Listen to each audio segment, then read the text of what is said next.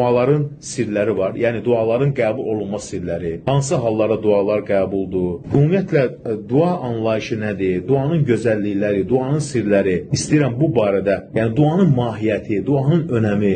Çünki insan duanın nə olduğunu biləndə sidq ürəklə dua edir. Rəbbimiz onun dualarını qəbul edər. Dualar edəndə belə insanın qəlbinə bir rahatlıq gəlir, sevgi gəlir, mutluluq gəlir, rahatlıq gəlir.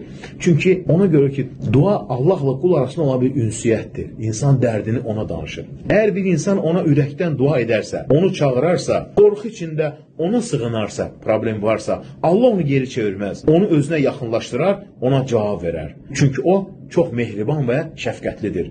Qul nə qədər günahkar olsa da, nə qədər özünü zülm etsə də günahlarla, Allah yenə də ona mərhəmətlə yanaşar, onu əzabından qoruyar. Biz Allaha həmd edirik, ona şükür edirik. Allahdan istəyirik ki, hər zaman istəklərimizi bizlərə versin.